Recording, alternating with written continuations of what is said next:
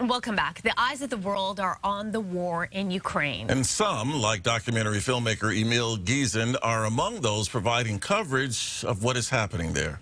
He arrived in Kiev a few days ago and has been posting images of the war. Ghessen is no stranger to war. Most recently, he was in Armenia in 2020 covering the war in Artsakh. He ended up making a documentary called 45 Days, A Fight for a Nation. And this morning, he joins us live from Kiev. Emile, good morning, and thank you so much for taking the time and finding a way to connect with us this morning. Tell us where you are and what's going on. Yes, I'm in Kiev in Ukraine, where currently the war, since the invasion of Russia invaded Ukraine just over a week ago now. So I'm right in the center of Ukraine. As you can see behind me there, there's the fences. Currently, the Russian troops are massing on the north and also on the western side, with troops moving up to the east. So the city's now coming out into lockdown. Throughout the day, the siren rings out when the bombs had landed, and they're landing quite often. Today, I was just been at a factory where they're making bombs out of beer bottles with petrol inside, gasoline, ready for the assault from the Russians. So the situation here in Kiev is pretty dire. Across the whole country, though, the Russian troops are making a massive progress and an advance. But here, the city's getting ready for when the Russians assault. You know, we've seen some of the stuff that you've been posting, and even as you've been talking on some of your reports, we can hear the gunfire behind you. What must the mood be like for the people there? I know that there is some defiance there, certainly, because there are people that certainly want to try to fight for their country and for their freedom. Overall, what would you say the mood is? The morale at the moment is high. Thousands of people, hundreds of thousands have left the country. When I came in by train, going the opposite direction, were women and children. Martial law has been implemented in Ukraine, which means men of fighting age have to remain behind to fight. And the government's been giving out weapons. There's also a mass amount of foreign fighters, people from around the world, including America, that are coming here to fight. And most of them don't have military experience, but they feel a connection with Ukraine. They want to fight. But the situation here in the city is everyone's braced, waiting for the attack.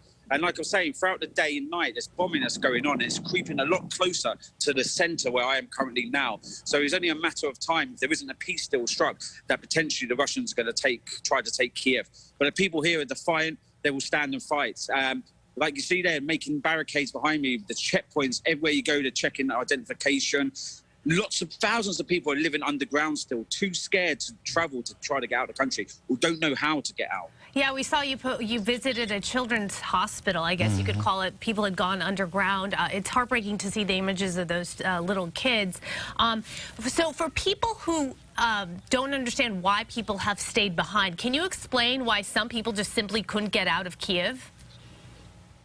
Yeah, that's a great question, because I get loads of messages on my Instagram about that. The main reason is some people are too ill and vulnerable to leave, and there's some people too old, they can't travel. Some people don't even have the form of transportation to get from their home to the train station.